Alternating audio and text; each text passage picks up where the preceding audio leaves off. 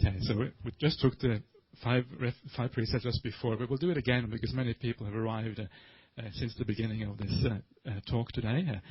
But essentially, if you want to be a Buddhist and inspired by the Buddhist teachings, then taking the 5 precepts, this is what really makes you a Buddhist. When you take this seriously, then you are practicing the life of a Buddhist, essentially. And it's amazing. If you know what the Buddha said about keeping the 5 precepts, he said it's very difficult to do anything which is much better in the world than keeping the 5 precepts.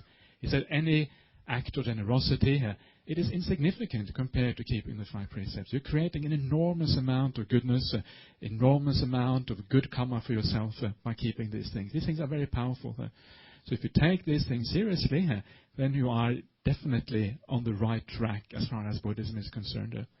And of course, as Angie was saying, you may feel that you cannot take all the 5 precepts. Maybe there's something in your life which makes it difficult for you. And if that is the case, well, try your best to keep as many precepts as you possibly can. And then think about it. How can you actually purify yourself? How can you lead the life in such a way that you can keep all 5 of these precepts? Difficult one maybe is often not drinking alcohol because there's a lot of pressure in society for drinking. But ask yourself if there's a way of getting around that one so you can keep these things purely and rightly. Because if the Buddha said that these things are important, then as a Buddhist or somebody who's inspired by Buddhism, we should also see it as something important. So, what about taking refuge? What does it mean to take refuge in Buddhism?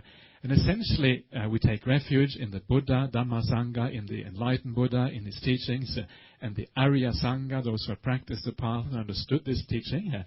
What it means to take these things as a refuge means that we have somewhere to go when we have difficulties in life, when we are seeking for answers to difficult questions, whatever it may be. There is a place we can go and we can inquire and we can get some answer for what is actually for what is required at that particular time.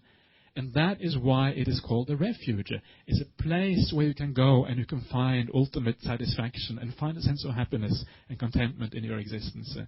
And it is true, that most people, we do take refuge in worldly things normally, whether it's possessions, whether it's the stock market or whatever it is.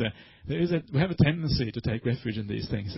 But when you start to take refuge in the Buddha's teachings, you're taking refuge in something which is much more profound and has a much more deep and effect, can at least potentially have a very profound effect on you as a human being.